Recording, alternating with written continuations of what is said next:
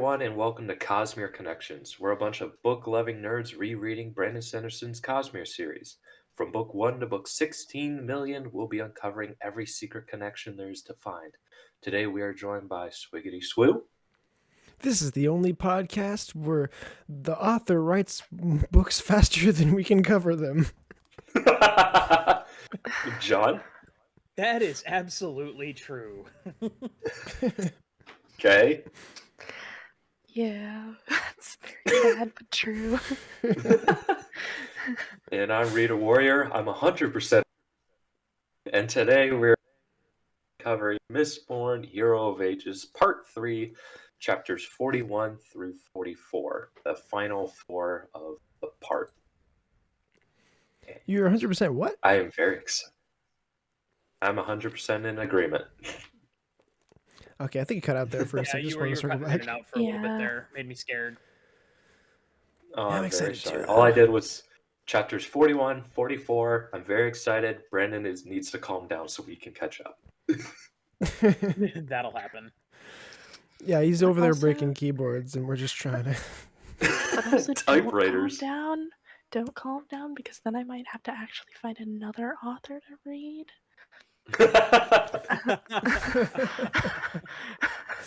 And it just won't be the same, will it? No. Yeah, I keep telling people, like, being part of this Cosmere group is just so cool because I've never had something like this where it felt like everyone was uncovering this big mystery together and, like, we're all putting together these clues. I've never been a part of something like this. It's so cool. And Yeah, the fact it that definitely- Brandon actually... Sorry.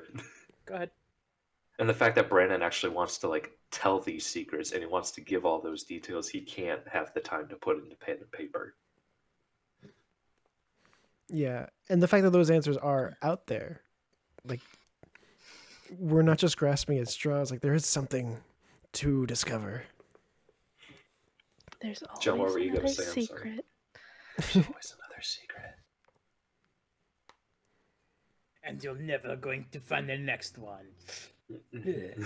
Oh no, Kelsié is back. Oh no, Kelsié. I thought that was evil Brandon with a goatee. Who do you think Kelsier is based on, huh? Filthy ignorant American. Okay, So Sweetie, in the do you show, wanna we've get got- started. Yeah. Kelsié is in my chapter, actually. Kelsié is in my chapter telling Spook to kill people. You should kill them, they are peasants. just Swiggity, just wave at John every... Kill them! Kill them. You want to be like me, don't you? For What do you for think Oh, I would we- have done? context, I would have put out their eyes with a cigarette. for context, in case anyone doesn't know who's listening, is that Kelsier's name was originally supposed to be pronounced Kelsié, as Brandon has said, because it's supposed to be French, but absolutely no one has ever pronounced it Kelsié, not even the audiobook authors. So I don't know what It's you're just talking Kelsier. about. I call him Kelsier all the time. It is his We rightful talked name. about that like all the way back in Final Empire days. I think we did, but it's not We bad did. review. yeah. It's absolutely not. I just love that in our podcast's story, we've got Melend and Kelsié as two of our most beloved characters. Oh, just because there was one character named Melend, which is really close to Elend. And we're just like, really? He shows up one time. One time. And But for whatever Swing- reason, Reader got focused on him. Let's get into this before we get covered in ash and the world explodes or whatever. All right, so I had a chapter 41, which the epigraph talks about hemalurgy. Hemalurgic spikes change people physically depending on which powers are granted, where a spike is placed, and how many spikes someone has. This is actually pretty important epigraph. Yeah. So Inquisitors change their whole bodies. Inquisitors, for instance, are changed drastically from the humans they used to be. Their hearts are in different places from those of humans, and their brains rearranged to accommodate the lengths of metal jabbed through their eyes. Koloss are changed in even more drastic ways. One might think that Kandra changed most of all. However, one must remember that new Kandra are made from mist wraiths and not humans. The spikes worn by the Kandra cause only a small transformation in their hosts, leaving their bodies mostly like that of a mist wraith, but allowing their minds to begin working. Ironically, while the spikes dehumanize the Koloss, they give a measure of humanity to the Kandra. I would love to see the autopsy of a Steel Inquisitor. Yeah, I would just like to know at what point the brain rearranges itself. Like, did they That's drive all- the spikes in slow enough? Or, like... Yeah, like the sort of like a Wolverine healing factor where it heals around it as it's penetrating the organ. Oh, I could see that. I mean, the same thing basically happens later in these chapters. Yeah. If you drive a spike through a Parshendi into a human, will they grow a gem heart? Stay tuned to the spoiler Stay tuned for the section. spoiler section for more on that. Oh boy. Could be thinking about that the whole time. I don't want to. Okay, so getting into chapter 41, it starts with Sazed, Alrian, and Breeze and some of Elend's army watching one of the newly blue-clad Quellions' famous nobleman barbecues. Apparently this time he's cooking up people tangentially related to noble blood as well, including a young girl. They're trying to catch a glimpse of the now famous survivor of the flame. Sazed expounds about how fascinating it is that the people of Orto have created their own version of Kelsier, stating how the religion of the survivor started, or the religion that the survivor started may in fact be the truest of all religions, in a sense, since each figurehead breathes new life and new truth to the orthodoxy of that religion. Breeze tells him he's glad he's invested in a new religion, but he didn't think he would spend all morning blathering on about it.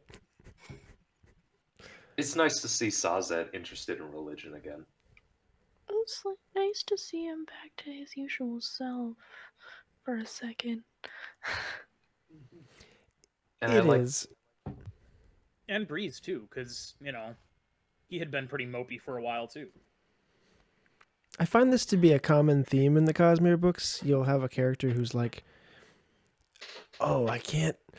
Or they'll start thinking about something. Like, for example, it'll be...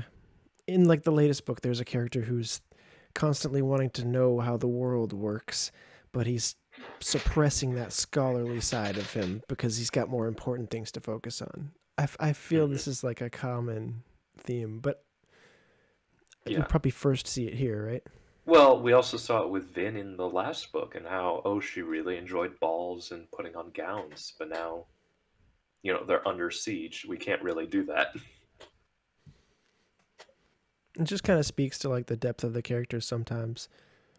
And it's also true to life, too. Like, we all want to do things that we're interested in, but we have to make money and survive, and those things often kind of consume our hobbies and our interests. Ain't that the case? Yep. Are you done with that POV? Yeah. Okay, I wanted to bring up the concept of how a new survivor creates a whole new thing, sort of like the papacy in Catholicism or Christianity. And it would be cool to see like a lineage of survivors. Hypothetically, in the next whatever years, like Survivor of the Flame, Survivor of the Mist, Survivor of the... Who knows what else? And how cool that would be, and what negates that status. You cannot be in the Hall of Survivors until you have died at least twice.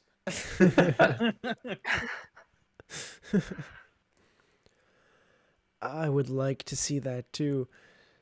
Instead, what we get is... You mean that scrawny kid from book 1? We all know how this ends, but I'm not going to spoil it if you haven't read the books. The condemned are moved into the building, and we switch a POV to Spook, who has perched himself on a nearby rooftop to intervene in the affairs. Kelsier's ghost is still influencing Spook, convincing him to kill Quellion's guards and to act more like Kelsier, or in this case, Kelsié. You should kill them. It is what I would do. What have we unleashed? Oh, you fools. You've doomed yourselves. We have. So Spook finds a secret tunnel. Secret tunnel. I was Into waiting the for it. What? I was hoping somebody would get that. Secret tunnel. Secret tunnel. Secret, Avatar secret, reference. Secret tunnel. I should have known.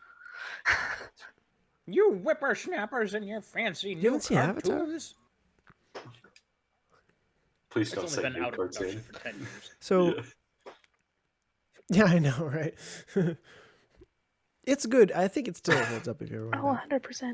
But this is not to talk about Avatar. This is so not let's the- bring this back in. Sorry, tangent. that. It's funny because we have some like really good chapters this week too, but we're like tangenting.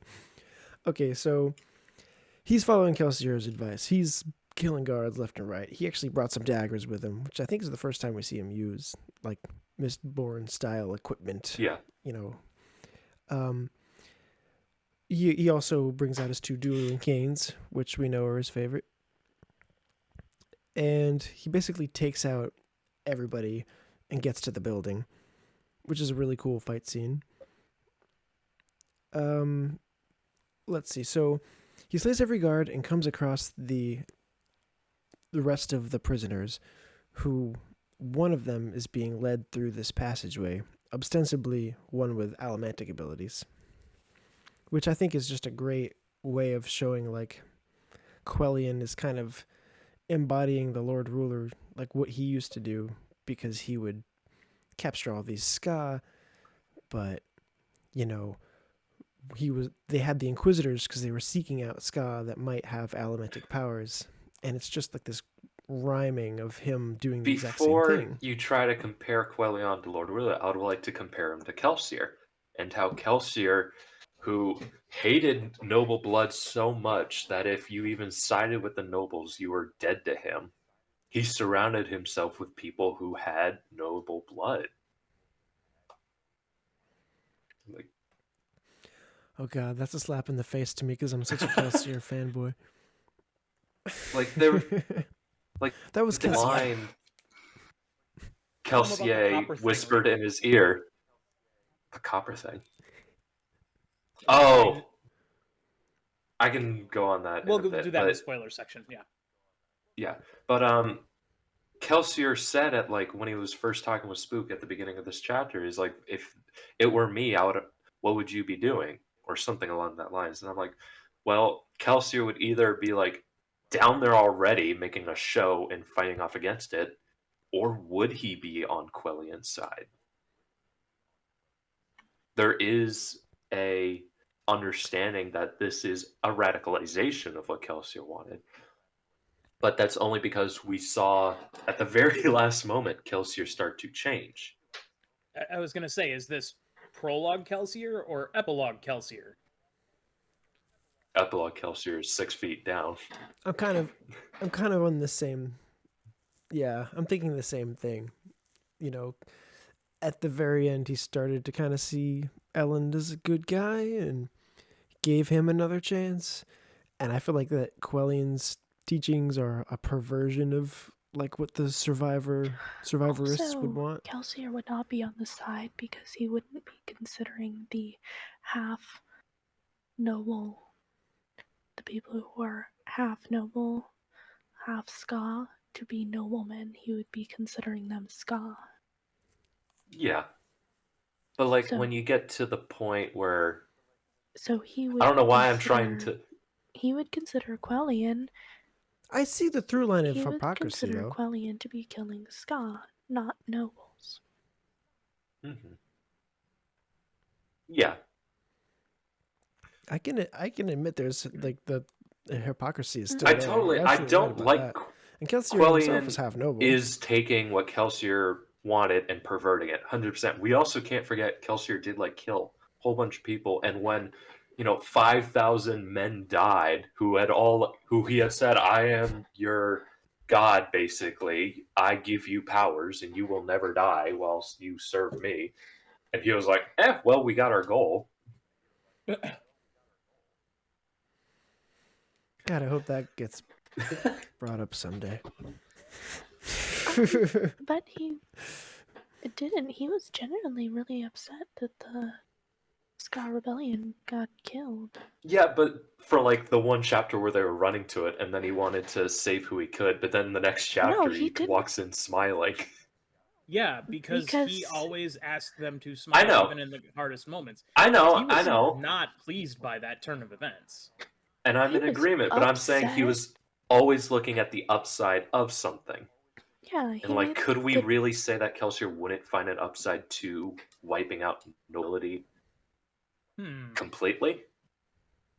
I think that he would want to wipe out the nobility completely, but what I'm saying is that the people that Quellion is killing are not, Kelsier would not consider noble. But when you get be when you've killed all the nobility. nobles, who do you go after next? You go after the people who are half nobles. When you kill all those, you go after all the But people I who are don't quarter think nobles. Kelsier would do that. That's my point. I agree. I don't think Kelsier would do that, but I also think there is a timeline where if Kelsier was put under a strenuous situation, he would have become like this. I Had don't. I circumstances disagree. been different, you mean? Yes. I greatly disagree because Kelsier himself is half noble, and so are the majority of his friends. So I disagree about that. I do think Kelsier would have continued to slaughter all these guards, Yes. though. Yeah. He definitely would have done exactly what Spook is doing. So we kind of spent a lot of time on this. I'm gonna like move really quickly through it. Basically, he ends up taking out all the guards, and we see this cool hostage situation where he thinks on his feet and is able to save this little girl. We switch back to Breeze and Sazed and Alrienne, and Alrienne's pissed. She's like trying to riot everybody, but Breeze is telling her not to because, she's just gonna make things worse. Then, out of nowhere, Spook bursts through a window, still smoking, still probably singed, holding the little girl, lands on a nearby rooftop, saves her, stares down Quellion, just like Kelsier in the prologue of Final Empire. Oh, shoot. Stared down that obligator. And then Breeze and Alrienne cause a big riot using their allomancy so that he can get away, but not before Sazed sees our Lester Bornis all grown up. Yep. And so now we know who the real survivor of the flame Yes. is. I do really like Alrienne's quote here, where she's like, she is very upset. She's, why not? He deserves it. I could make this crowd rip him apart.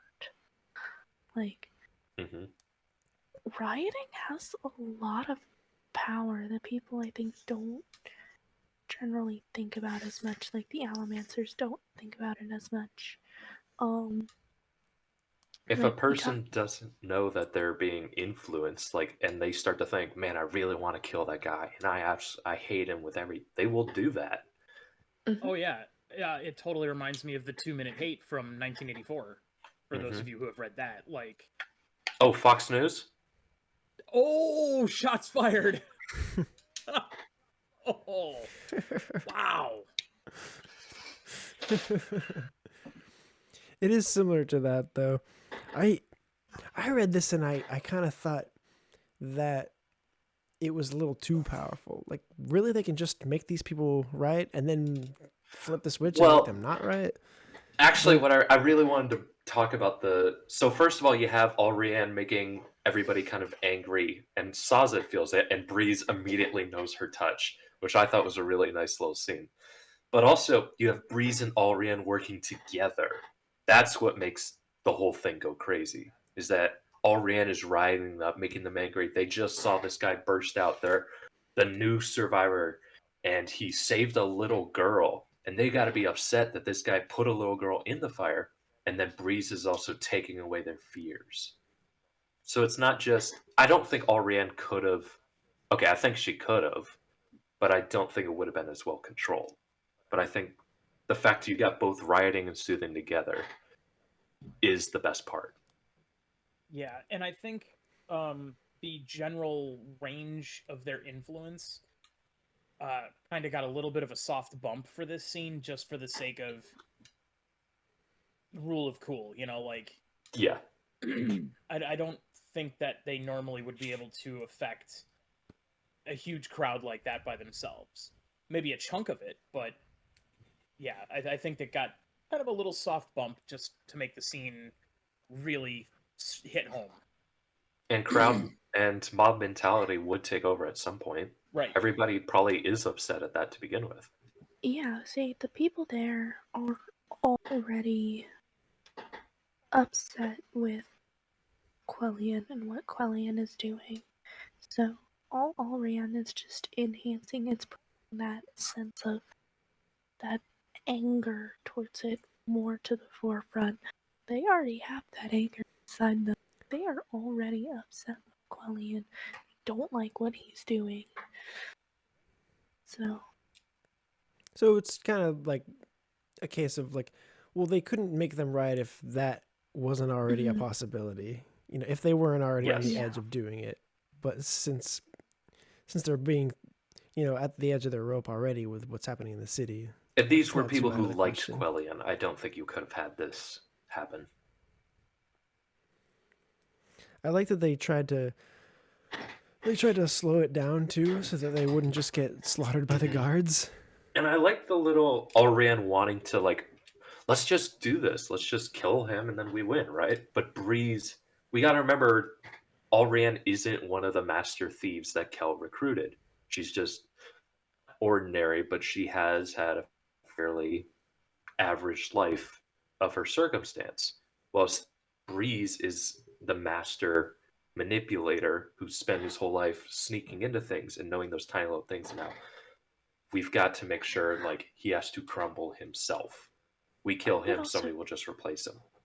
I do want to say real quick is that Reen is a master manipulator, just in a different way. Yes.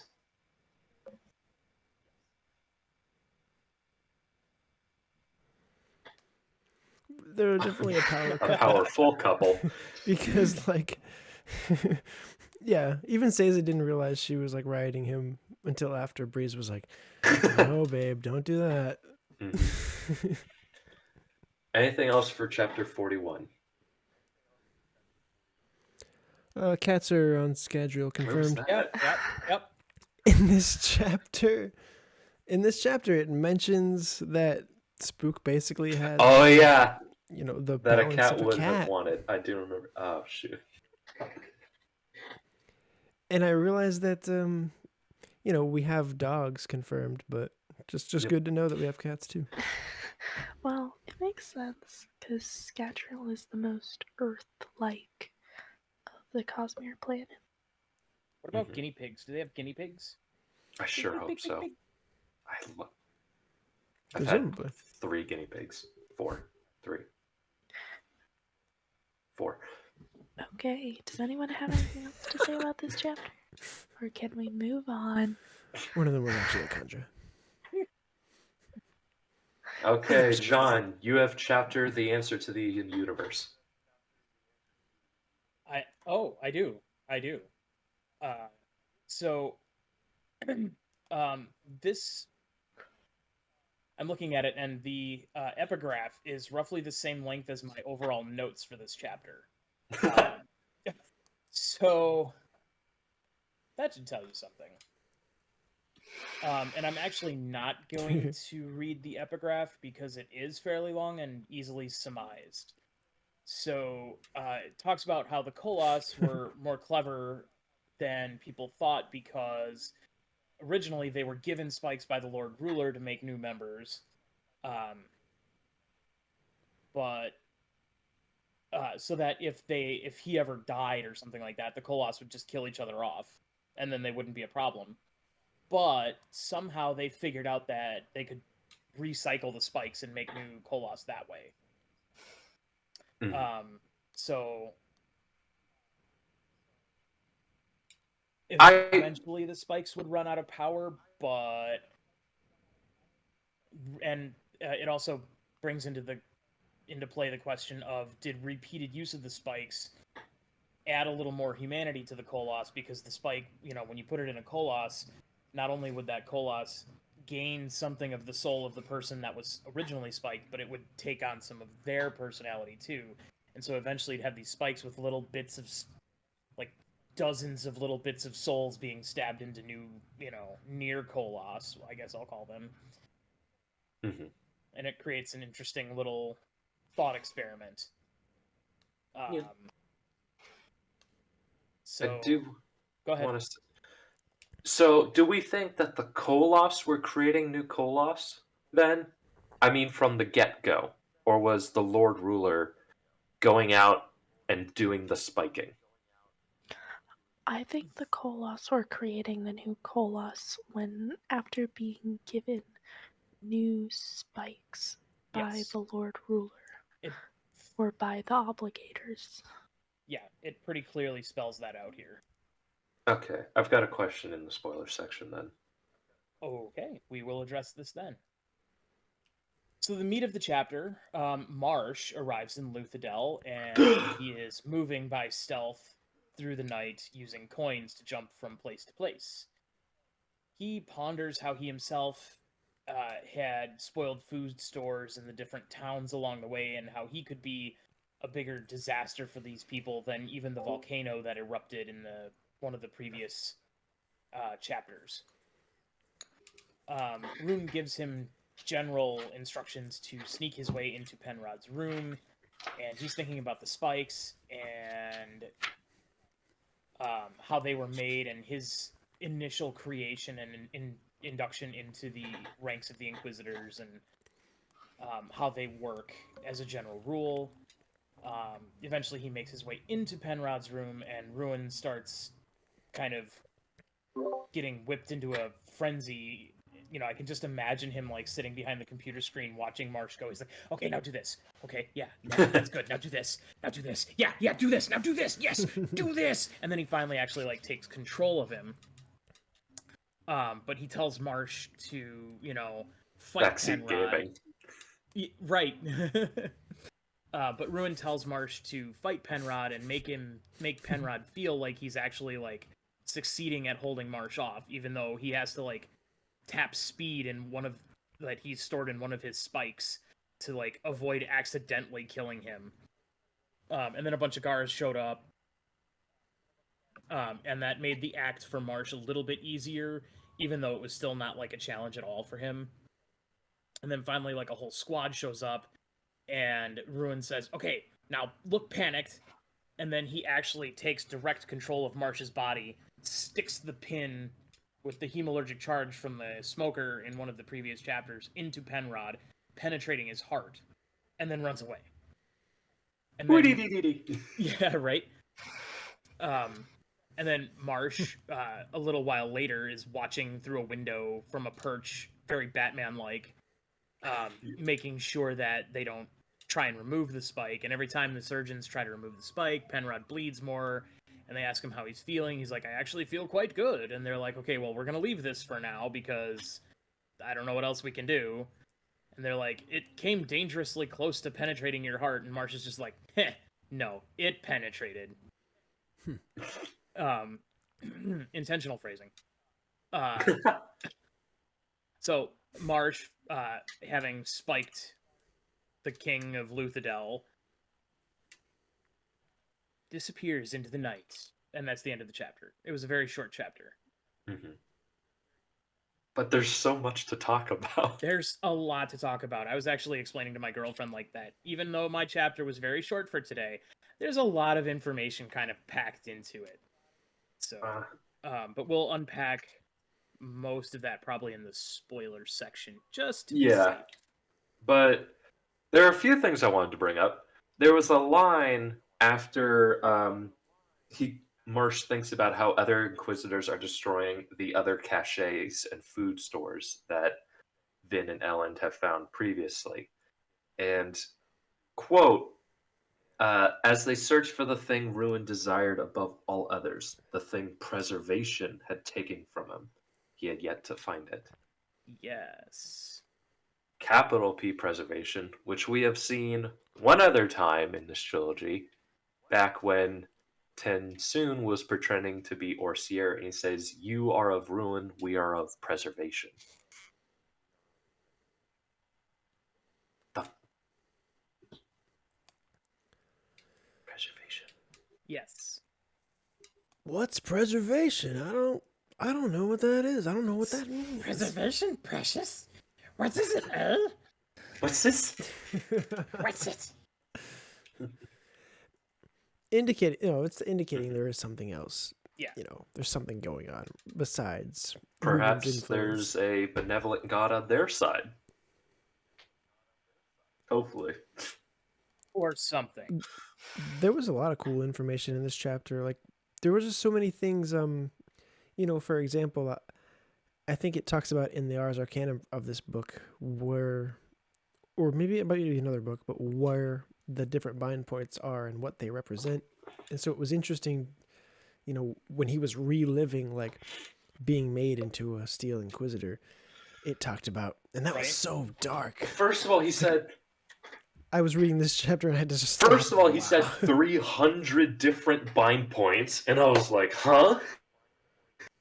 And then the fact they pounded a spike through a woman's heart into his eye. Yeah. And, like, as dark as that is... That was what I thought was fascinating. As dark as that is, I'm like, wait a second. Did they hold her, like, above his eye Yes. at that exact positioning? Because, like, the only time we have seen a spiking occur was at the beginning of this book, and they had it layered on top of each other. Well, yes, yeah, that was a is different exactly. spike. But that's Yes, exactly but, how like... they did it. Was they laid the woman on top of his head, like... Yeah, but, like, the heart is not typically on the eye level. No, So, like... so he would have been staring No. at the middle of her back. Yeah. Yeah, it's just that imagery in my mind just, like, makes me chuckle a tiny bit. Now, you Just know as what's they really have gonna to make you- position... What's really going to make your skin crawl is one of the spikes went in with no spikes in his eye, and then they had to do it again to the other eye so that the person on top is feeling the spike in his other eye jabbing into his or her back, and he's feeling the spike in his eye moving around inside his brain. Ugh. Yeah, it's like one of the darkest It things I've kinda ever is. read, really. Yeah, But once you start to like, imagine it- start really thinking about it, it's like, that's creepy and gross. It's like a twisted crucifixion. Mm-hmm.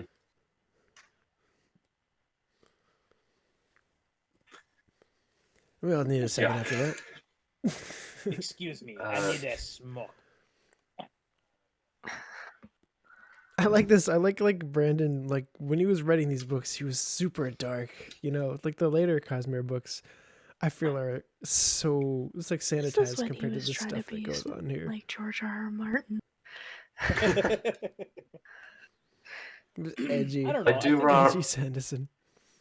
I think I there do are want to dark remind ones. you of the... Go Yeah, ahead. there are. The Spren shop. The Spren shop. I want to remain spoiler-free. Oh. At the end Yeah. of book 4 of... Yeah, at the end of Rhythm Yeah. War, the Spren shop.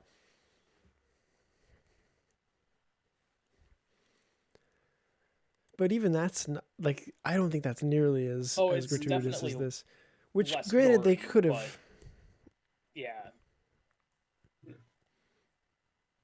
But he does still do it in a way like he didn't exactly... He could have written out that whole scene. He could have had you right there with it, explaining the details. And We didn't everything. need to know it. This... Yeah. This is some Saw level gore. Anything else for the spoiler-free part of chapter 42?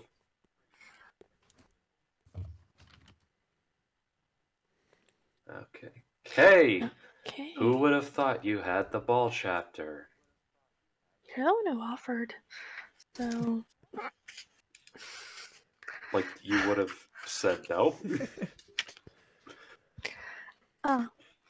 so the epigraph in before this chapter is talking about the differences between hemalurgy, feruchemy, and allomancy, and about how what the specific art is that makes you become the most powerful type of person who uses these arts. So for allomancy, it's like how you manipulate the different pushes and pulls. For feruchemy, it's the person who's the most capable of storing information or the best able to manipulate their weight using iron. So it's the person who's able to best manipulate their different attributes that they have stored. Feruchemy, on the other hand, it's knowledge, information, it's knowing where the bind are and where to place the spike. Because, like we said, there are over 300 different bind points on the human body. Mm-hmm. So, and each one will do different things. Yeah. So if you mess it up, does nothing happen and you just like... Well, You they now have a die. hole in their chest, I'm guessing. Or wherever. So it's really a surgery in a Yeah. way. Well, I think it's also like you want to get the correct attribute and correct, like, it might accidentally turn Yeah. you into a monster. Like, Flash forward thousands of years and people are just sticking crystals in the ground to see what will happen. I'm good. okay, so this chapter, Vin and Elend are on their way to ball at Yomen, at the Ministry building, where Yomen has made his palace. On their way there, Vin notices that there's someone who is following them, who she thinks is Yomen, though she's never actually seen him. She's never interacted with him, but she's felt the pulses, allomantic pulses, and seen silhouette. So she's fairly certain that it's Mistborn, but that the Mistborn isn't going to attack them tonight because her and Elend are together. Why would you attack two full Mistborn? Why would you do that? Two against one doesn't make sense. So, Vin and Elend show up at the ball and they are expected this time. The guards don't run out to fight to try to stop them. In fact, they are shown where they're supposed to go. So, very different from the last ball. We've been expecting you. Yeah, very ominous. So, and because Yomen's palace is in the old Ministry building, Canton of Resource, it is very austere. There's no stained glass, no drapery on the wall.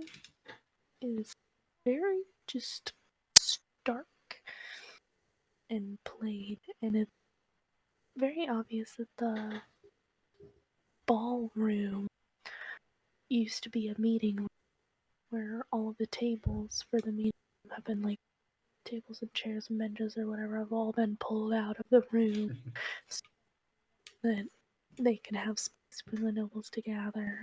And there are no dining tables. They're only serving snacks, serving hors d'oeuvres. It's like the kind of party you get invited to at work. Yeah, yeah. It's kind of like a work holiday party, you know. It's a little bit of good foreshadowing because, like, like just imagine showing up to this ball and it's like, oh, there's no decorations. Then nobody's concerned that we're here. It's a little I think it's strange. more so like Yomen is saying, "This is my turf. You came at us when it was at us, not neutral ground, but that was a noble place, but it's in my land. Now we're in a canton building. This is where I am king." Well, also, like, Yomen just hasn't felt. Yomen is not a very superfluous person. Not gonna have a bunch of, like, not gonna be wearing, like, a bunch of finery. Like, that's not that's not who he is. So it shows in the building, the ministry building, because ministry building is very austere. It's dark, it's blank walls, like, and that's who Yomen is as well. It's a reflection of who he. Mhm. So Definitely an obligator's yes, obligator. very much.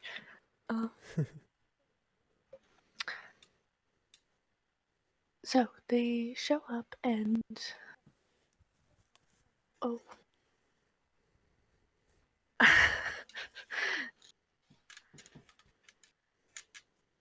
So there are a bunch of small party rooms to the side as well. And before Elend and Vin decide to split up, Elend does make a comment about how he's like fairly certain that Yomen was the one who had to start the balls, which is why he's in the rotation for them now. Even though he's not set up to host balls. So they decide to split up to cover more ground. So Vin is just kind of wandering around the ball, not staying in any one place for too long. And she's trying to keep a lookout because she's like, I'm fairly certain that Yomen has put tails on me, but I don't know who they are. And she is doing the dumb thing and underestimating the women around her. Because she's looking at the men to see if there are any men who are following her. Until she isn't able to spot anyone, she decides to turn on her brawn and she senses two women one burning tin and the other burning copper right near her, who have been expertly following her around the ballroom, in and out of conversation. So she's like, dang, gotta shake these tails. So, she ends up getting a moment alone with Slow Swift and asks him to send out two men that he trusts to a quiet, secluded place to help her, and that to tell Elend that she needs a couple more minutes before they get started on their plan. So she goes out to the balcony to do her plan, or this little courtyard area, to set up her plan, and she ends up surprising the two women and knocking them unconscious. And the two men that are out there with her are like, they are very shocked about this, that she decides to do this. Well, they see her mentally incapacitate one, and then the other one literally chokes out. Yeah. I would be a little Yeah. freaked out. For the good of the city. Vin's got a choke a bee.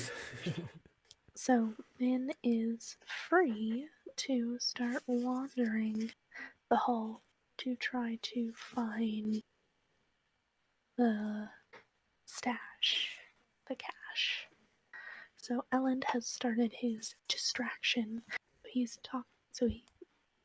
having a conversation with Yomen, trying to get everyone in the audience interested in the conversation as well. This debate.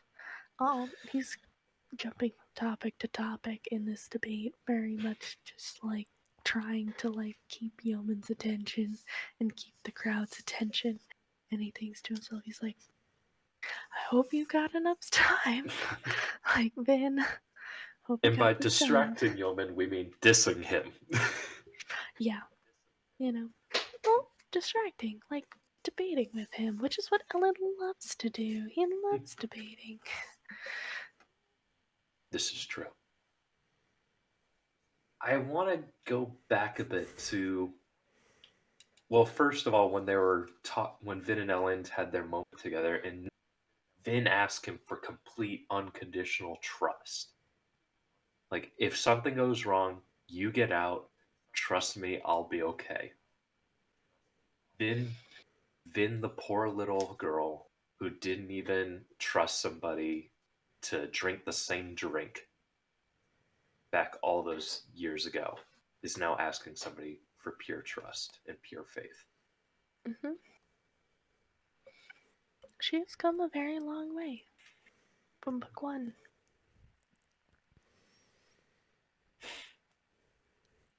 But also, I kind of wish she would trust Elend a little bit more. Because she's like, I mean, I get it, but he can handle himself now. He's an He elemental can, too. but if there's still that secret Mistborn, kind of. And Yeoman's apparently a Mistborn, so like that's two that can be attacking him if something were to happen. Right, and she wants to keep the king Yes. safe. But I do wonder if things would have gone differently if they had, found another way to make a distraction and stuck together. Come to think of it, why did Elend have to be the one to cause a distraction? Why didn't Vin cause a distraction? Elend sneak down. Because Elend can't sneak. Pretty much. The bright white outfit. True. He's just not as good at this. He Kicks over a can, starts swearing at it. He never was trained for sneaking. That's not who he is. Vin, on the other hand, has burgled multiple houses before in her life. Mm-hmm. In my chapter, when Vin has to deal with all those guards, Elend just walks up to the desk.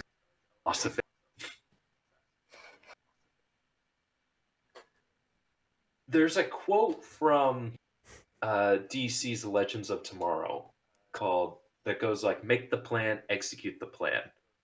That is this chapter. There is another half of that quote: "Expect the plan to go off the rails, throw away the plan." That's my chapter.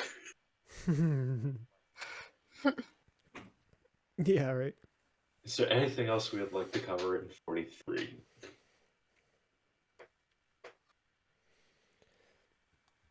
It's a good thing Vin can pierce Yeah. copper clouds. She would be out of luck if not. Mm-hmm. Yeah, she's I thought that was clever, kind though. of learned to rely on that a lot. That all it for 43. Okay. Yep, I'm good. It's been like 40-something odd episodes, and I get the second half of a ball chapter. Finally. And Vin and Elend aren't even together. Okay, It's okay, the last one wasn't much of a ball chapter. It wasn't. Technically, this one isn't either, but at least Vin and Elend were together at a ball. I don't even get that. It's an espionage chapter. Wah. Each spike, positioned very carefully, can determine how the recipient's body is changed by hemalurgy. A spike in one place creates a monstrous, near-mindless beast. In another place, a spike will create a crafty, yet homicidal inquisitor. Without the instinctive knowledge granted by taking the power at the Well of Ascension, Rashek would never have been able to use hemalurgy. With his mind expanded, and with a little practice, he was able to intuit where to place spikes that would create the servants he wanted. It is a little-known fact that the Inquisitor's torture chambers were actually hemalurgic laboratories. The Lord Ruler was constantly trying to develop new breeds of servant. It is a testament to hemalurgy's complexity that despite 1,000 years of trying, he never managed to create anything with it beyond the 3 kinds of creatures he developed during the few brief moments of holding the power.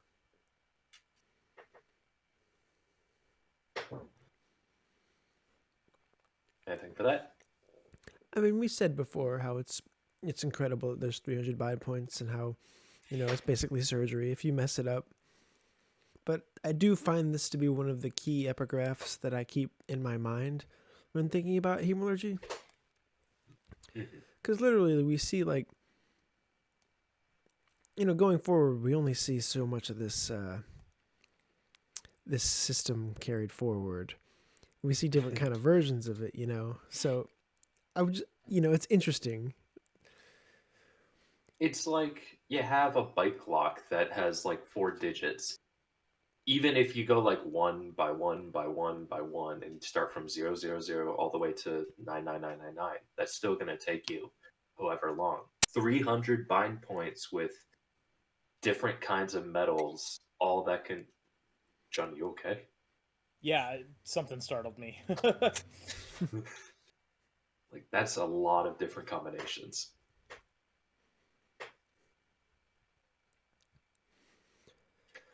And the best he could come up with are the Koloss. Yes. Hey, let's take the strong guys and just stuff them all into one body. The Conjurer are cool. The Inquisitors, it's weird, right? It's like the Conjurer, like, those are crazy. They have like all these abilities and all that. The Inquisitors, like, wow, you basically made your own version of Mistborn that are super strong and also have like ferrochemy and you can control them and all this. And then the Koloss, it's like, I made these big guys. I made big guys. These big punch guys. Things. They got big swords and blue skin. It's cool. So Vin makes her way down into the canton. She finds a pair of guards and uses brass and zinc to lull them into a nap before sneaking down one of the passageways. An act she has not done in a while. It reminds her of when she and Reen used to burgle houses. My handwriting got really bad for whatever reason. Jeez. As she continues throughout the maze of corridors, finding only small collections of supplies, she discovers another group of guards. This time she rides them into fighting, drawing others away from a trap door on the ground. They leave to check out the brawl, and Vin jumps through the hole. The cache wall was open, barely. Excitedly, Vin slips through. Finally, they have found the atium. Now they could. The door slammed shut, locking her in. I would also like to point out on the doors, she noticed that the door had been, like, broken. Yes. Somehow. Like with a crowbar. Presumably to get it open in the first place. I love that this little part is like sprinkled with little callbacks to Reen. There was a lot of, even in Kay's chapter, you had Reen's, and then like that was one of Reen's favorite sayings that we have never heard in her mind at all yet. Yeah. But like there definitely was a slight little build up to the end of this. Yeah.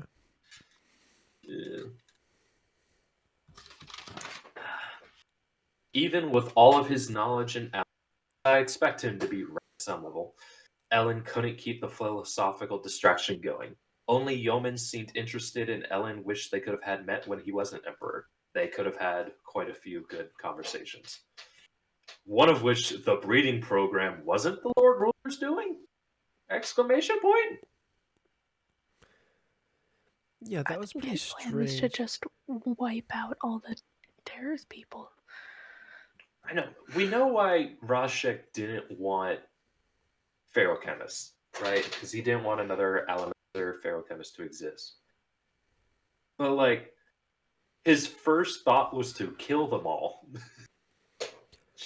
That to me, And then like, it took...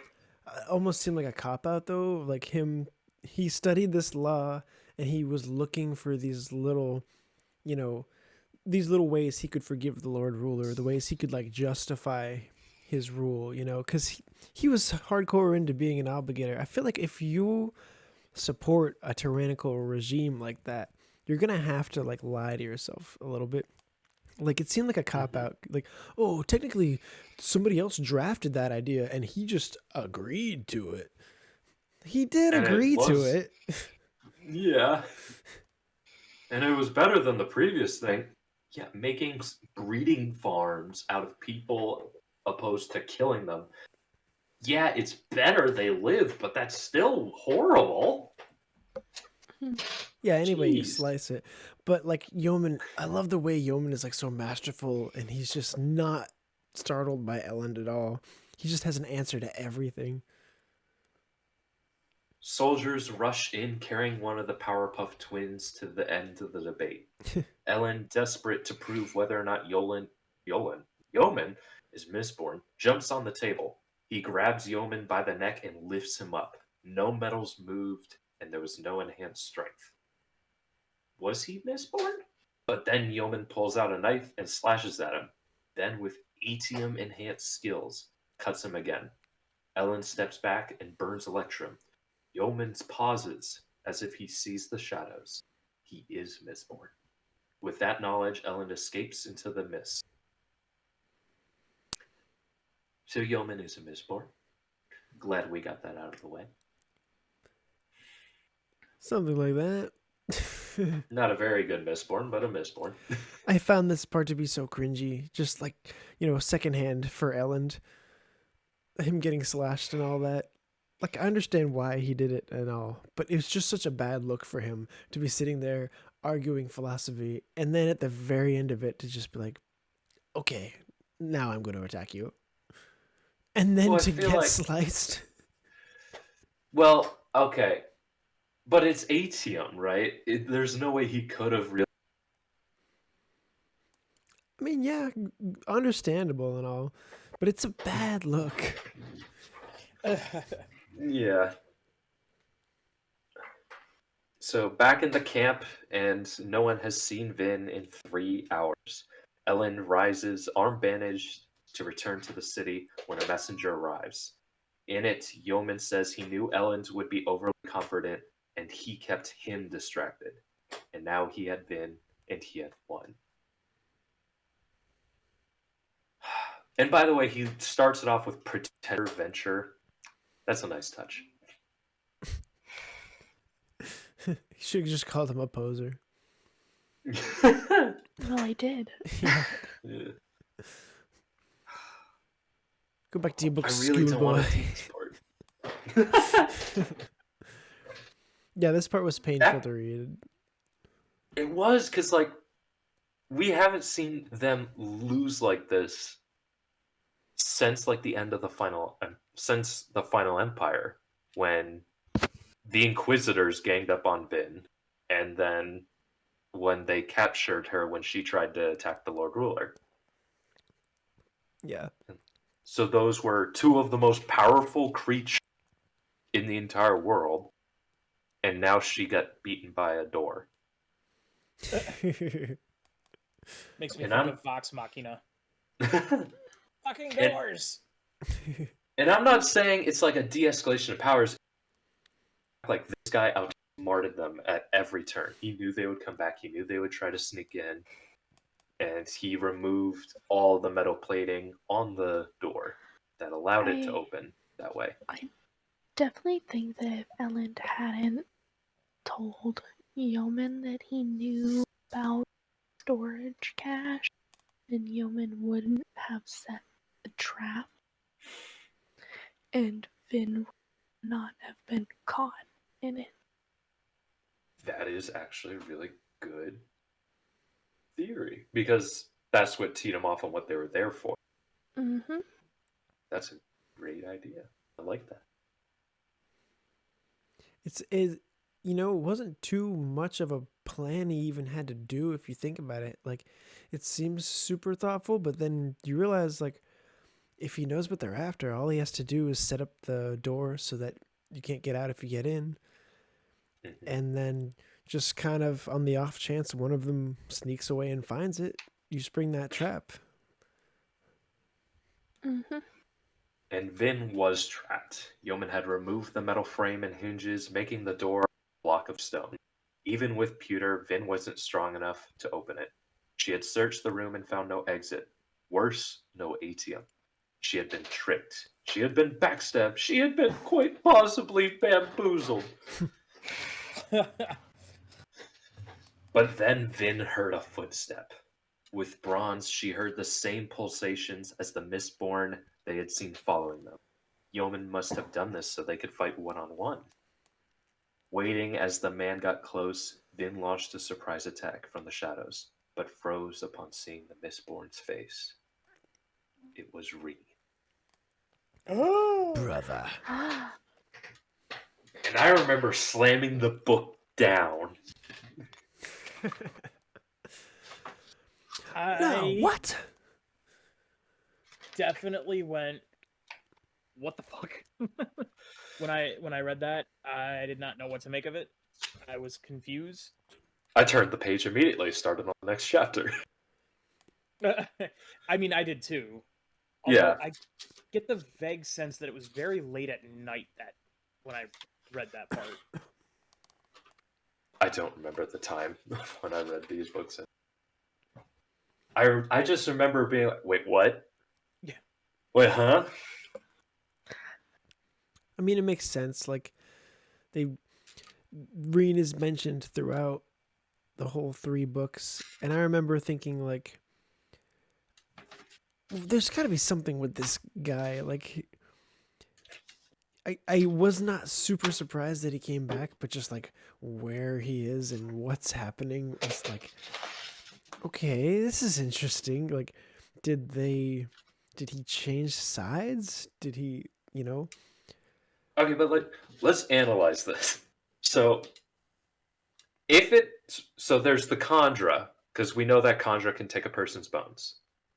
But the fact that this person is a Mistborn, that can't be a Kandra. But also, we had Inquisitors say, was that hyperbole? Wait, what'd they say? Meaning, we killed the Inquisitors back in book 1. They said, we killed your brother, he died screaming that you died years ago. It was like the one little bit of redemption Reen gets as a character. So you're saying they meant like they killed his personality, like they killed Reen, but then Reen the Inquisitor was born, or maybe they broke it. Maybe I don't know. This part breaks me every time. It is just supposed to be the last thing like you would ever expect, and the fact that it ends that part too, just the end of part 3, it's perfect. And I always envisioned, I would always want this to be sort of on Netflix, and each part is a movie. Like, you get each part is a movie. And for it to end on Reen stepping through, and then you have to wait however long for the next part to come out, would be like the most epic cliffhanger ever. This guy who's been whispering in Vin's ear all this time, who's given her so much over the course of her entire life, Vin has to actually face him now. And we've talked about how much she's changed. Is she going to be able to keep that strength, or is she going to fall back into who she was? I feel like we could have a more interesting discussion about this in the spoiler section. I do, but this is what I was thinking. I remember thinking all this. And I don't want it just to be, read up. Okay, we're done. Or we could have an even more interesting conversation if we save the conversation for next week when we actually are talking about the next chapters. Yes, this is true. I'm just saying this is my reaction to the end of this. But it's just like, you know, like on face value, right? Like, this is her brother. This is the one who has been whispering in her ear the whole time, all this negative stuff. The last brick in the wall that she built up as a kid, you know, that never fell down. And it's like, after everything, after trusting Elend, after defeating armies, after releasing the power, you know, this is the one thing that she could never get out of her mind, that she could never overcome. She finally has to face it. Mm-hmm.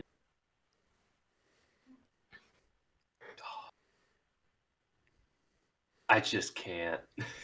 It was such a great shock and awe, and I love it.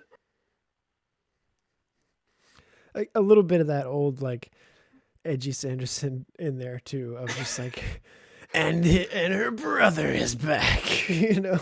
The end. Yeah, end of part 3. Like, Read and find out, poser.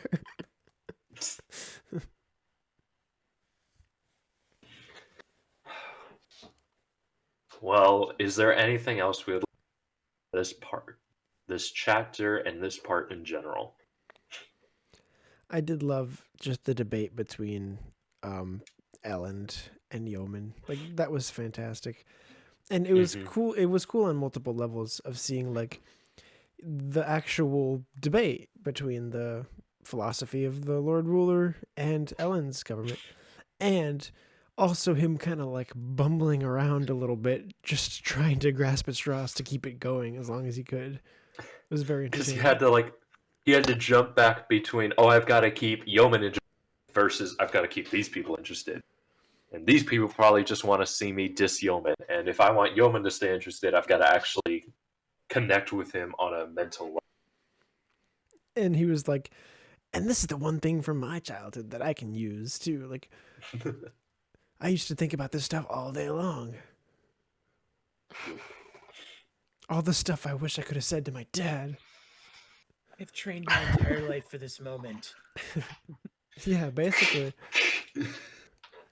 Cracks his neck, pulls out his pocket philosophy book. Like, he could have done anything else as a distraction. You know, he could have done anything. He could have ran around. He could have jumped straight to the grabbing him by the throat. I mean, I think part of this was he just wanted to have it out with Yomen. He like wanted to talk about it. He really enjoyed the conversation he had at the previous ball. I think he definitely did want to talk to him again. Yep. I almost wish he'd kind of gotten a leg up on Yomen. Like, Yomen was so in control of the situation, and it was He frustrating. got a leg up. He Because... got one leg up, 2 legs up. He was on the table. But it's frustrating because, like, as readers, we sympathize with and root for Elend. So when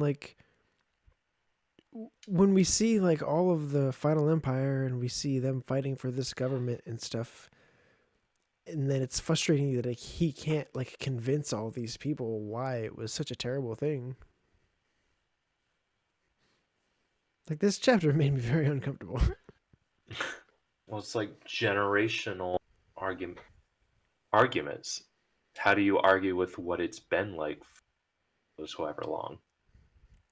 Versus we can make a better system. And if your whole argument is this is the way it's always has been, then why even progress anymore? Yeah. Yeah, and Yeoman's attitude is very much worked in the past, so it'll still work now. We shouldn't try something new because that has the chance of failing. Well, it wasn't working for the ska. It was working for him, though. Yeah. But you could also apply like a religious aspect to it. This was what God himself dictated everything must be like? And at what point do you start to say God was wrong? Like, in Catholicism, for communion, we go up to the altar and we take the host, the bread, and wine, the blood of Christ, in which I was always raised, you stick out your tongue, the priest places it on it, that's how you take it, because your hands are typically dirty, and you don't want the body of Christ to touch something dirty. But after COVID, like, I don't want to do the wine, and I also don't want to have another person's fingers on my tongue. Well, it's not like the priest is shoving his fingers down your throat. It's not. And I bet whatever germs are on their fingers, that already gets translated. But it's just like, it's in my mind. I'm like, okay, I still can keep the faith, but I can still change it to where it's safe now. But that's what's cool about these books is like, it's not black and white. Like, the Lord Ruler did some terrible stuff, but he was also keeping ruin at bay. I think that's a big theme, is what you take from the religion can be more important than the orthodoxy of it. And that's even going back to what Sazed said, like in my chapter. There is also the obligator that works with Vin and Elend doing 16 calculations. Like, he was raised math and calculate and figure out all these things. He's still keeping with that. That's a really good callback. I could explain more in the spoiler section, actually. Yeah. Anything else? Okay, then. Well, that's going to cover it for this part. Next time, we're going to be covering the first 5 chapters of part. So chapters 45, 46, 47, 48, 49. I believe I would have to pull up the notes. I don't have them out, but I believe that is what I have scheduled. But it is time for us to head into the spoiler room. So if you have not finished this book, the entire series, or potentially the entire Cosmere, then we recommend you stop here, because it is likely we will talk about everything and anything. But if you are up to date, feel free to stick around, because it is likely that we will details you may have missed or plot threads that are still yet to come. Don't forget to subscribe, leave a like, star, heart, whatever it is on this podcast, and don't be afraid to comment your own thoughts and predictions. We would love to hear from you. But if this is where we must part, my name is ReaderWarrior, and I have been joined by Swiggity Swoo. Hey, don't ever lock yourself in an underground room. That's bad. John. What he said. K and K. Have a good one. Don't forget, there's always another connection. Bye.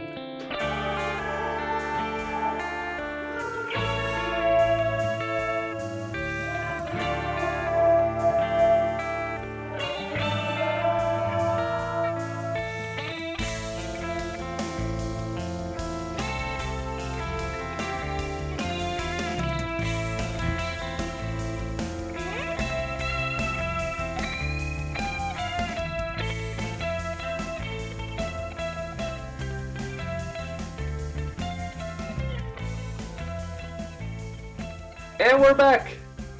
I feel like we're going to have a lot to talk about hemalurgy. What did you ask at the beginning, John? So I wanted to make a note. I was thinking about something Reader had actually said in Discord. It must have been earlier today.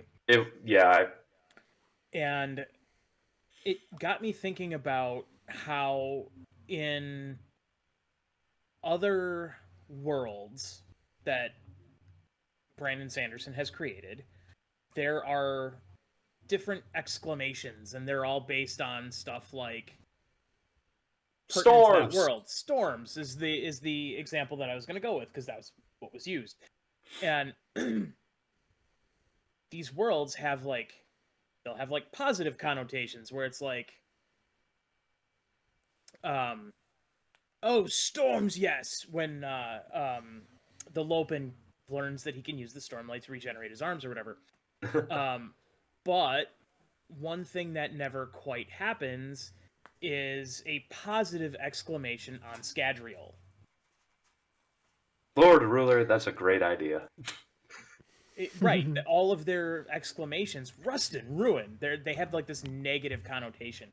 That's kind of testament to how shitty and hard life is on Scadrial. Isn't there one like Preservation's? Maybe in Era 2? I think that one's a bit of but definitely in Arrow 1, there's no positive. Yeah. And it's just a thing that kind of struck me, and I was like, oh, okay. And the copper thing that you were referencing, I had the realization today as I was walking, is I don't think Kelsier actually ever really burns copper. Right. So, except for the time when they're sneaking into Krennic Shaw, I don't think Kelsier ever burns copper. Because there are 2 times when he should have been burning it, but he wasn't. But we can see that he wasn't. The first was when Vin snuck up on him, and he realizes she's soothing him, which we know that if you're burning copper, you can't be soothed. So he wasn't burning it then, which shows he wasn't just burning it casually. And then the other time was when they went to go see all the executions, in which Vin, we know, burns her copper, and she thinks, wow, I can still feel the Lord Ruler's soothing on me. And she goes to talk to Kelsier about it, and he's like, no, you just must have been imagining it, which implies he wasn't burning copper. And if you think about the character Kelsier, I've got to make a show of it, I've got to jump on in, I'm going to make as much noise as possible. Every other time we see him do something in action, he's always trying to draw attention. He wants the pulsations to be heard.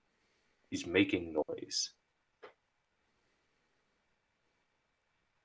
I do love I that think for also him. because every other time that often when we see him using allomancy, we often see him outright just attacking someone. Only time we see him actually like sneaking using allomancy is in Critic Shaw. When we go into Critic Shaw, that's the only time that they are sneaking using allomancy. Also, at the very beginning, he pulls on a Steel Inquisitor's emotions, and that's how he draws it away. Yep. And since the Inquisitor was not able to track him, and we know they would have been able to pierce the copper clouds, that implies that Kelsier just snuffed his metals. He didn't rely on copper. Kelsier only cared about the physical metals. I don't think he ever really burned copper. Or if he did on a few occasions, it's not like a pronounced part of his skill set. No. It's not the way he would like to do things. Yes. It's just something I realized. I posted it, and I just immediately accepted as headcanon.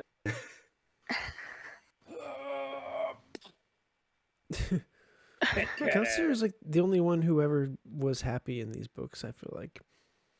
Going back to like the exclamation thing, like nobody's ever happy enough to say like, I don't know. When Vin and Elend got married, they were pretty happy then. When they had their dance. okay, you might have a point there. I think there was probably a time when they were happy that we probably didn't see in between book 2. I mean, there had to be a time when the government was formed and then the armies showed up. Like, there had to be The some time in pirates between attacked. that where, like, things got to, like, some normalcy. Not in this book though. Things are dark. Not in this book, no. Nothing's ever really happy in this book. Like this book starts out, they're like taking over a bunch of Koloss together. They could be like, "Oh, missed that went well." This book Yeah. starts out fighting and goes out fighting. It does. But I mean, I speaking love of that. speaking It's of like Kelsier, action-packed. in chapter 41, we've got Kelsier, who's actually Ruin, whispering in Spook's ear the entire time. And I really just cannot help but kick myself every time I read it. And I'm like, wow, is it really this obvious that Zane, Spook, and Vin were all being talked to by Ruin?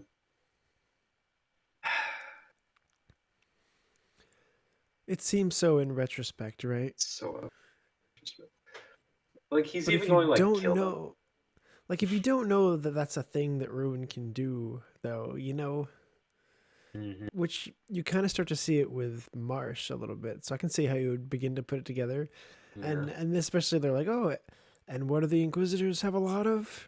Spikes in them. And, like, even I have the actual And quote there's, to talk about I would say, too. there's also a quote in one of the epigraphs. I can't remember which one. It was like, "Even the smallest bit of metal." Inquisitor spikes were made large, but a small pin could, in many instances, be just as effective as a massive spike. I got that Yep. exact one written.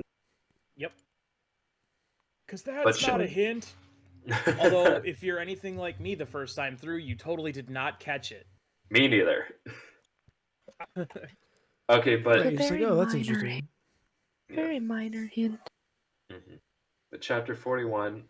So, questions about misrace. Do we think, since we know that they were terrorist people, or at least some their ancestors were, do we They think were that there's chemists originally. Yes. do we think that their spirit web has the capability for cognition, but it's just frayed, and the spikes fix that, and that's why they get cognition? Or are we thinking the spikes that line cognition? Can you rephrase that for me a little bit? So Rashek ascends, turns all the ferochemists that he knows of into misrace. Since they were people at some point, they have the ability to have cognition, to think, basically. He turned them into mindless animals.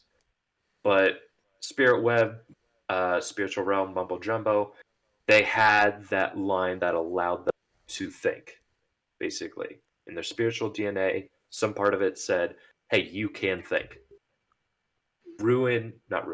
Rashek's change of that, do we think he erased that thread completely or just destroyed it?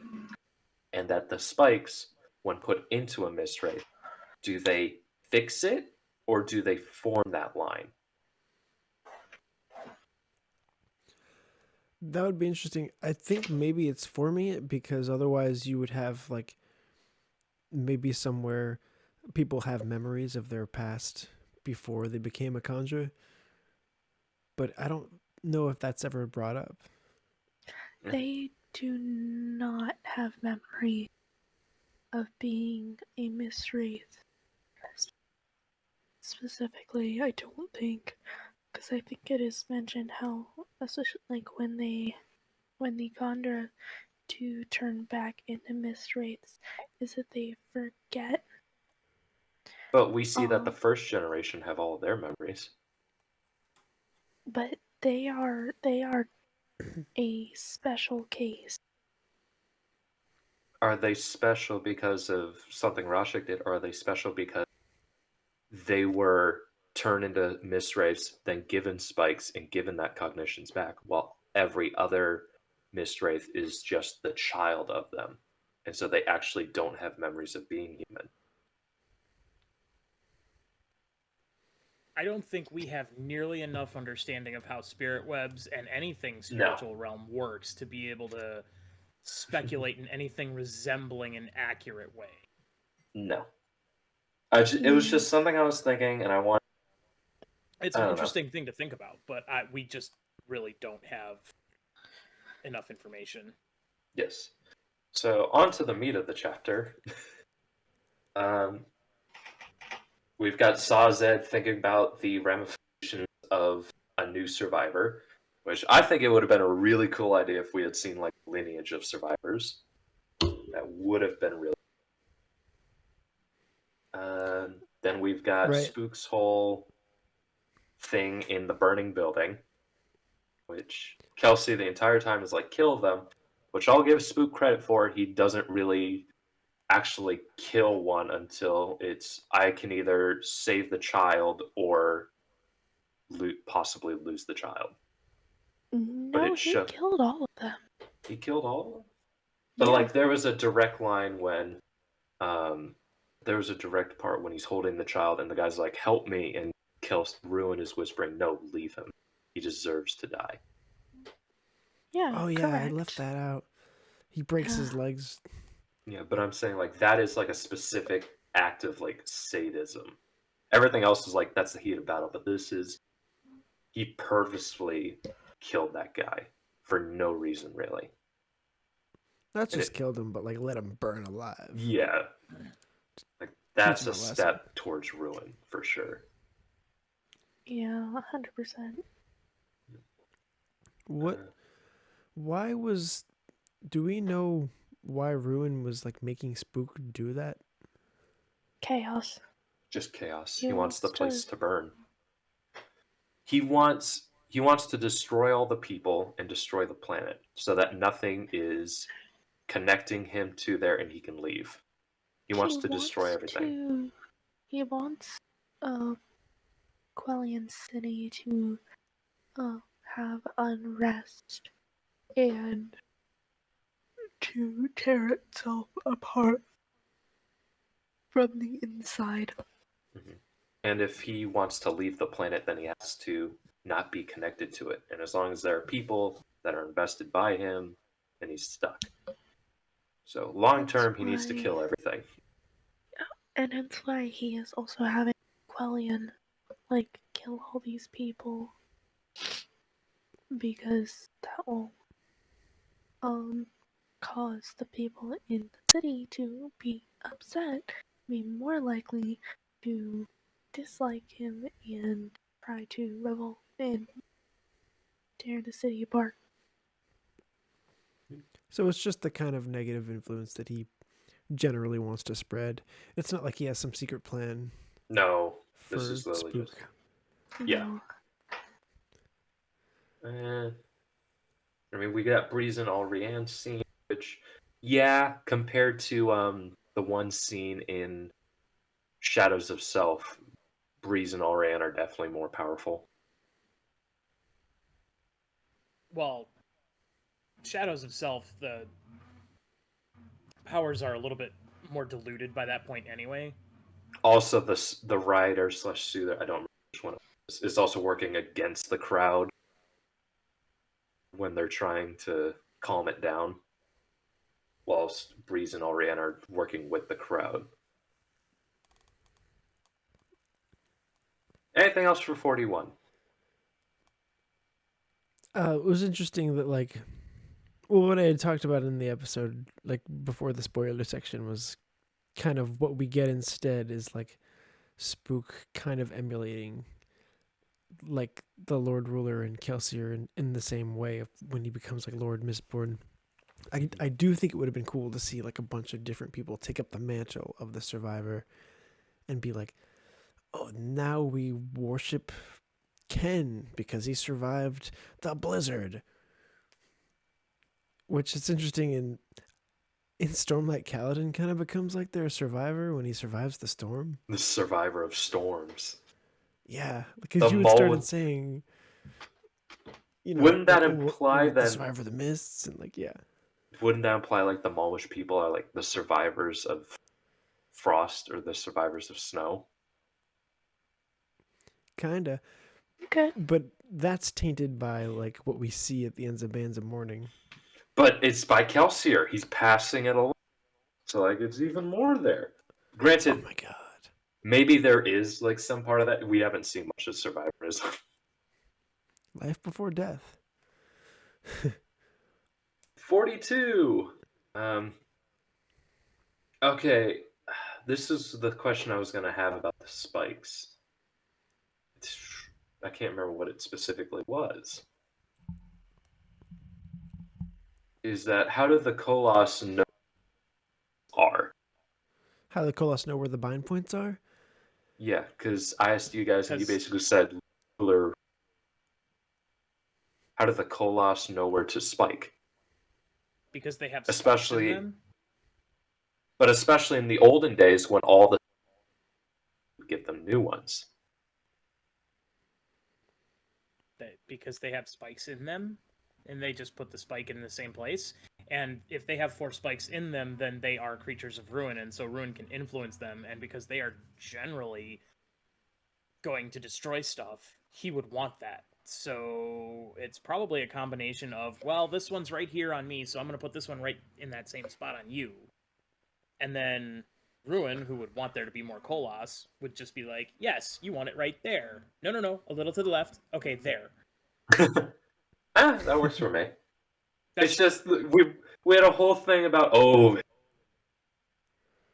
exact point, and then just the giant Koloss creatures are able to find an exact point on 5 different bodies.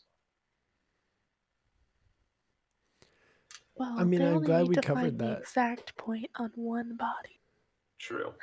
Well, 5 points, 4 points on one body. That was a really smart explanation, John. Thank you. Yes. It's the only absolutely. thing that makes sense to me, anyway. Yep. I'll accept that. So this is the Marsh chapter. Ruin's been destroying the caches now that he knows where they are, because Vin and Elend have been leaving a small trail of where they've been. No, he hasn't been destroying the underground caches. He's been destroying their food stores. I think he's also around been their destroying empire. Which But I'm thinking they're taking food So, out of the caches the and putting them. food stores Sorry. contain food from both the caches and from what they've been able to grow. So, so the food stores are the stuff that was in the caches, but he is not directly going to those underground caches themselves because Elend has been working to empty those. Okay, but I feel like it would be fairly easy for an Inquisitor just to come in and a torch. I feel like it would actually be more difficult to get into one of the caches. One Inquisitor versus men who don't know how to. Like, we saw the city in the part 1. Is he? It just depends on if he's trying to do it unnoticed or not. I think they've given up the secrecy thing. I think this was just a No, matter of because- secrecy because the spike was supposed to be secret. I think the caches are just destroying them. Oh no, I'm so sorry, reader. It's pronounced cash. I'm so sorry. It's driving me a little Yeah, bit crazy. it's cash. Okay. Okay, sorry. Okay, I think It's cash. this mission was secret, but the cache destruction, that's just going in and destroy those. Because they run out of food, then what? Yeah, no, Then they die. I agree, but I still think that it would be that I don't think that he's actually going into the actual caches because there are only like what, 4 of those? Hmm. There's one in Luthadel, one in that city outside Luthadel. I think there's 5 of them. Because Yeah. there's one in Fadrix, one in Urto, one in Luthadel, and then 2 in those smaller cities. So, and I think that they moved the food out of those 2 smaller cities. They took everything out of those caches and brought them into Luthadel, stored in their storehouses, Yeah. smaller towns around. So, Either way, this chapter made me realize that while Elend and Vin and everyone else is out and about, there's a whole other story happening in Luthadel that we don't get to see. We're And focused I on really wanted to see it. we're focused on 2 cities and the rest of the world is burning. And it really shows how well both Brandon and Ruin have captured our attention and Vin and Ellen's attention and focused them on these parts. And how does Luthadel fare when everything else is going to hell. Not well. Not well. Did we get to see that? I don't. Kind of I like the think after effects of it? I think we hear some of the after effect. Vin returns to Luthadel in part 5, but I don't really. But she But then just she's returns attacked by and then- Inquisitors. Yeah, I say she doesn't really return to Luthadel. She returns to Creedic Shaw. Yeah. So we don't get to see like starving Luthadel peasants trying to survive while Elend's away. No, I don't think so. Not In which I like the detail that they left the spike out so that Penrod wouldn't get any powers and it would just be the radio aspect. In which, who do you think Penrod was hearing whispering in his ear? I don't know. I don't know. Straff. We don't know enough about Penrod. No, Straff. I mean, it could be one of his loved ones. Oh, I'd have to reread Well of Ascension and see if there's any line in there. I don't Just- think there is. There's to like make no. a guess, you know. I was just saying Straff because I know that he submitted a test in it. I did. Yeah. Yeah. Also, there was a line by the doctor, then let us leave. And I just had to laugh. I couldn't help What it. was that? Wait, sorry, what was the line you cut out a bit? Then let us leave the shard, end quote. Yeah, Just made me Oh, laugh. got you. Just like, shards. Yeah. you have no idea. Uh-huh. Yeah, right. I was talking about Nomad earlier when I was like, and then in the future, people are sticking crystals in their arms just to see what will happen. Yeah.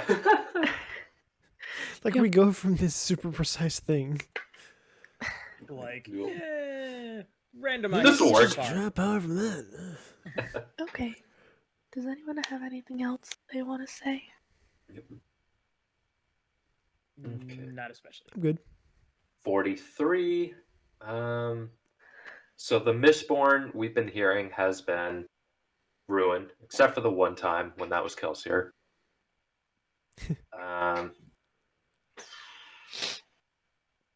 They only get the one dance. I'll allow it. I wanted to say it here, but that is literally their dance. And this is like their one last final time as like normal. This is also the last time that they're together. They get one scene in part 5, I believe, but it's literally just Vin shows up. She says, "I've got to run to Luthadel," kisses Elend goodbye, and then that's it, or something along that lines. Does she even tell him? I don't think she tells him. She says, "I got to run to Luthadel" because she's ruined there. Okay. But yeah, kind of heartbreaking. They only get the one dance. That was really sad. And they're kind of going back to their old ways. She's like sneaking around and he's debating. Yep. And I love that the one last little ruin in Reen's voice is like a little bit of, you can't really trust Elend. You're gonna be alone. You're gonna have to trust yourself. You can't put your faith in somebody else.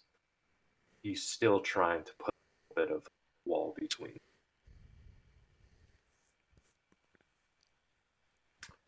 And then we find out, or like, I guess that's the next chapter. Sorry, I was going to say we find out about Yomen. Yeah, in which you have Elend and Yomen talking, in which Yomen tells, in which he doesn't have a Mistborn. He is not a Mistborn. He Not is not a lying. Mistborn. But I wanted to say that earlier. I was like, we don't actually know that he's a Mistborn. Ellen assumes that he's a Mistborn.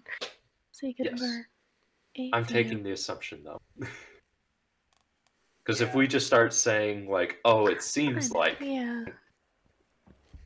then that kind of That's leaves why I the... didn't say anything. But I wanted to. Well, how Those am I parts are supposed so to write? frustrating. How am I supposed to summarize Yeah. spectrum and the whole reason Ellen did the thing. That's fair. Okay. I guess we can jump It's a weird distinction. I don't know like why so much time is spent on this, to be honest. Like in the book, like why do we care whether he's a Mistborn or not? Like why is it this weird red herring? I don't think it's well, we want to build up the surprise of the 18 listings, first of all. And Also, second, it's Vin just is to know always more. assuming. Sorry. Vin is always assuming that everyone's a Mistborn. Yeah. Because like we had this in the previous book as well, so it's very in character for her to be like, because she was in the previous book, she was like, oh, Seth's definitely a Mistborn, definitely an act. It's not actually paraplegic. Man, Van does not really have the best track record of guessing who's Mistborn. She really does not, because she also didn't guess that Sean Alariel was a Uh-huh. Mistborn. He is honestly shit at guessing who Mistborn are. She's like 0 for 3 on Mistborn guesses. Yep. But like I'll give There's no like new Mistborn in this book really, except for one of them at the end. No, Spook. after Zane, pretty much Vin and I see Mistborn. Yeah. Yeah. And Book becomes Mistborn at the very end, but But we see none of that. yeah. In which Yeah, there's no Mistborn on Mistborn fighting in this one. no. Unless you count Inquisitor. Yeah, unless you count the Inquisitors. I mean, I'll take the Inquisitors. That's pretty cool. Yeah. Because Vin and Elend fought the Inquisitor at the beginning of the book. Yeah. Cheap versions of the Lord. Kinda. Wait, does anyone else have anything? I think I'm just about Canton. There is no ATM there because that was never where the ATM was. We've gone over the Mistborn thing. I can't get over that pretender venture. That just it's so classy, yet it rubs it right in the face. I love it. It's a great characterization for Yomen. And Oh, I'm sure he was pissed. 100%. He like balled that up and like Threw it in the trash. because he's still Your Elend. girlfriend. But we haven't talked at all. Last thing, Reen. I'm so glad that Reen is actually dead. I'm so glad that Reen didn't actually come back. Because Me too. That would have been so cheap. Yes. And as much as I would have loved like a sibling fight where they've achieved Mistborn status and both went on polar opposites of the war, I do just want Reen to die. I liked his tiny little redemption at the end. But Reen deserves to die. But it was ruined all along. One of the best bait and switches, though, of like that stinger at the end, though. Mm-hmm. I feel like in these chapters, like more than ever, all the pieces are there for you to figure out that she's being influenced. Even like just the positioning of the sentences, like Yeah, and even like we had a whole thing about Penrod influenced by Rue and and it's just like, oh, come right. But you just forget about her little earring. Like it's only brought up so often. Mm-hmm. Yeah. That's why I'm debating, like, do we talk about the fact that Vin has Rune's voice in her ear and is being affected by it, but she doesn't have a spike? Or do we just kind of keep that on the down low? Well, but we don't know that the spikes are what caused Ruin to be able to talk to you. True. But we also can assume that based on like the Penrod chapter. But know true, that we that don't can have allow- confirmation. That can allow Ruin to influence you, but we don't know that that's what allows Ruin to manifest in front of you and talk to you. That is true, and we've seen that Rune's influence control the body Mhm. from Marsh's perspective. So yeah, I guess okay. But I'm kind of a little annoyed at Branford and Rune as the same character in this part. Oh, why It's is that? just the fact that it's a 4-lettered name, starts with R, ends in N, and 2 vowels. It's kind of like a melon situation. Yeah, it's way too close, and I'm like, that's kind of like, I don't know. He does it later in Stormlight with Rays and Murrays. I Oh, just yeah. wanted to point that out. It's like kind of a thing. Sure. If you all have done any large quantity of naming in a short period of time, like for maybe like a D&D campaign or something like that, you do tend to get in a place where like the sound of it or the cadence of it kind of gets stuck in your head, and so like, why is every name I'm coming up with 3 syllables? You know, like that kind of a thing. So I get that. You know, Yeah. Mm-hmm. it's just a thing. Yep, I get it.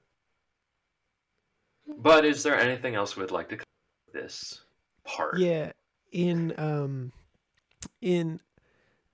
the chapter with Spook in the fire, there's a line about how the black smoke is almost like black mist, and that is how Ruin kind of appears, right? It would be nice to see Kelsier kind of outlined. Yeah. I forgot to bring that up earlier, but I thought that was cool wording as a little bit of like foreshadowing. Like the It's only, very cool imagery. like the only times you actually see Kelsier is from Spook's perspective, and it's always smoke. When like in the first burning Yeah. building, in this burning building, and like when he's fighting, um, the citizen later, Quellion. Quellion.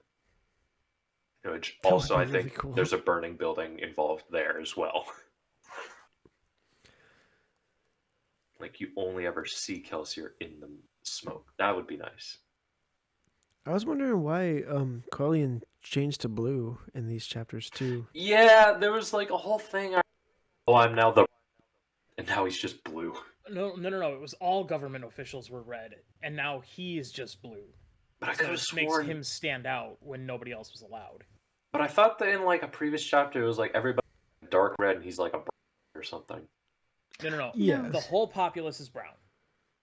Yes. Then government officials were red.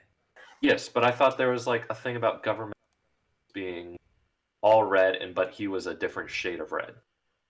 Maybe, but maybe it There wasn't was. good enough. I don't know. Just, I remember there being something about like he was a brighter shade of red. He stood out even among reds. I don't I'll, think so, but I can go back and We check can- at some point. I think I remember reading that, but it's just a continuation of that. He's like putting himself above, just more. Yeah, yes, we're all equal, but I am more equal. than you. Yeah, Yeah. I And know. eventually Animal he turns Farm. to purple because that's like a king color. Mm. That's just the logical progression. Do you guys know why purple was so rare? It's because it was made by a slug that can only be found in like one part of the world. It was made from Yep. like a snail extract. So that's why purple was a cool. really rare color. That's why purple was used for royalties. Expensive. Red was probably pretty easy to make because you could just use blood. Yeah. And the Yeah, but reason why when blood dries, it kind of turns brown. Yeah. and the reason can- why white is used in weddings is because it would show everything is clean and we're putting on a show. Well, white actually only started to be used in wedding with Queen Victoria. This is also true. So it's actually fairly recent.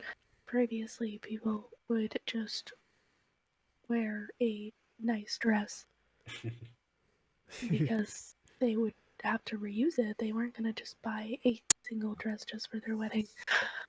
But let's focus on the Cosmere. Is there anything else that people would like to say about What these is wrong with you? chapters? Why are you blue? I'm just doing all the quotes today. Okay, but I'm all done. That's it for my notes, and I am very excited to get to part 4, in which we do have a special guest planned. I am still in contact with them. Hopefully, they will be free, and they will be showing up next episode. Oh, excellent. Nice little teaser there. Yes. So, watch out, everybody. But if that is going to be it, thank you so much for joining us in our ramblings and predictions. We cannot wait to cover what is next. This has been Cosmere Connections, and we hope to see you next time, readers. We Bye. killed the skulls. Bye. Skulls for the Skull Throne. Hey.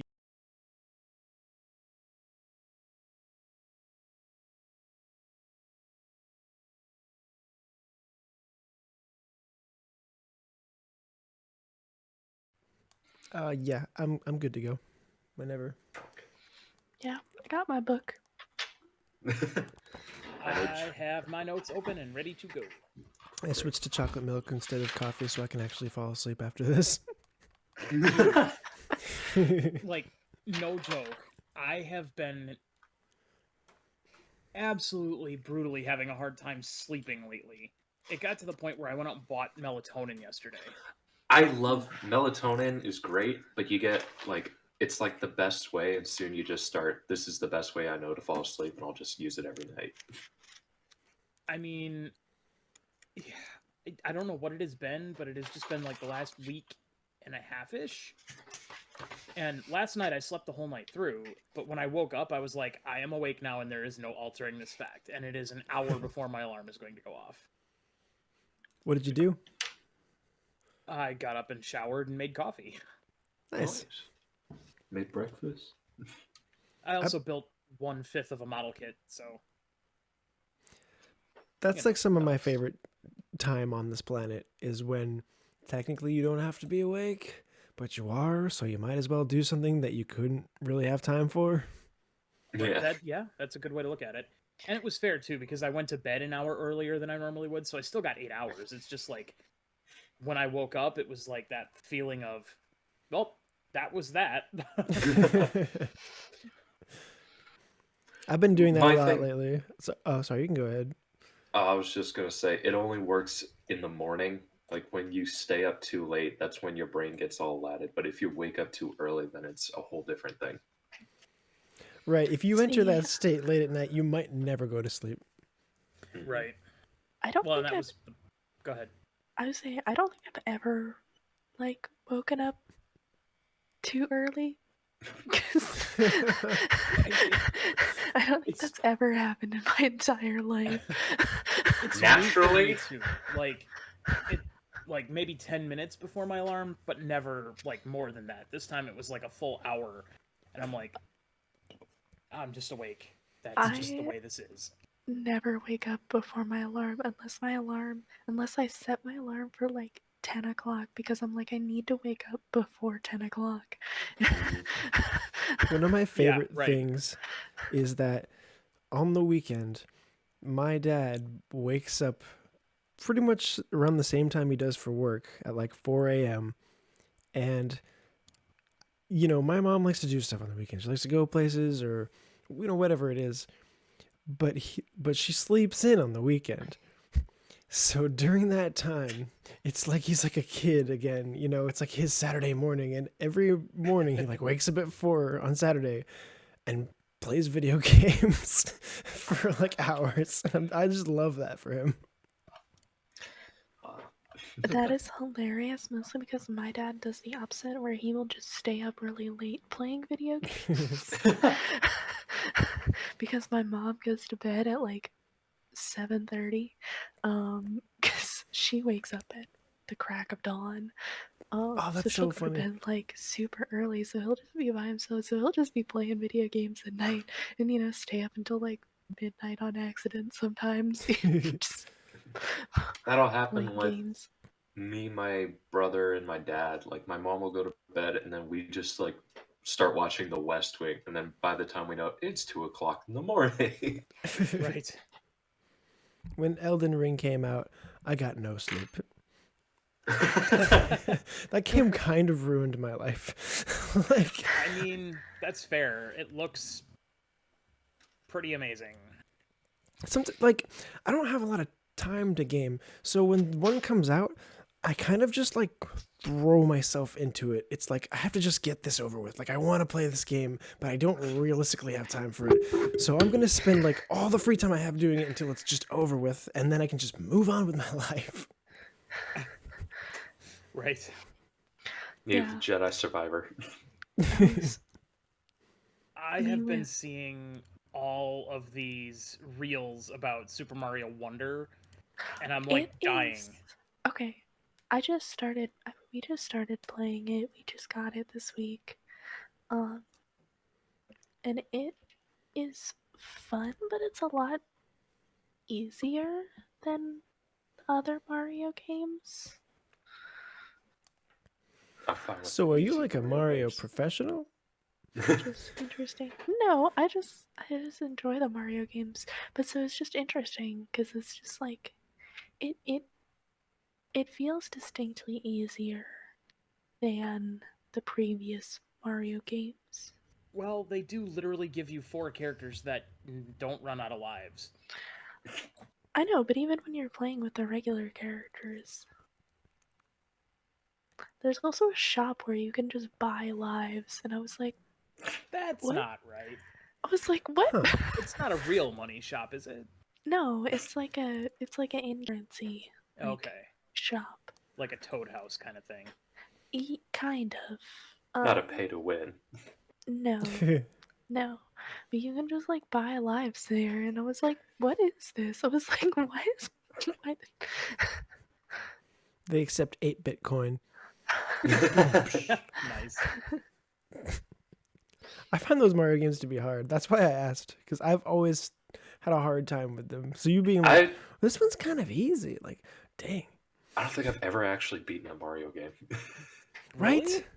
Oh, really? Well, I've never actually like had any. I think the only Oh. times I've really played them is like, yeah, I don't think I've ever really had a Mario game, except for I like beat Mario Odyssey. That one was Kart. amazing. Yeah. The only one that I had before, the only one that I've like actually like played, is the one that is the previous game that they had released before Wonder. Oh, man. The Super Mario Brothers. Super Mario World. The new Super Mario Brothers. Yeah, it was on the Switch. Yeah, I can't remember that's what it actually was probably called. New Super Mario Brothers 2. Oh, the one with Yeah, Peach, whatever. the No. new item that Mm. makes you. Mm-mm. Wasn't that? That was the new Smash Brothers. Was it And Odyssey where you have the hat? No, it wasn't Odyssey. It was No, one of I'm the- talking it was- about it was one of the the side scrollers. princess item. They Oh. gave to Bowser and made the- that whole thing. the whole Bowsette meme? Yeah. Yeah. That I don't think that ever actually manifested in the game. I think it got memed out of existence. Yeah. We can't allow this to ship. Yeah, pretty much. Oh, but there Look was at the a good... damage it's doing to our franchise. Our ad revenue is going through the roof. But yeah, so Mario Wonder is much easier than the previous one, the previous side scroller Mario game. I can't remember what it's called. It's like Super Mario Brothers U or something like that. I don't know. I've been getting into the From Software games because they're really in depth. They're really fun to play. They're really engaging, hard, but there's like so little dialogue. There's so little cutscenes in it that you can like I've been playing them and listening to audiobooks and just having a great time. Nice. From Software games. Which games are those? So that's like all the Dark Souls, your Elden Ring, Okay, your Bloodborne, yeah. your Sekiro.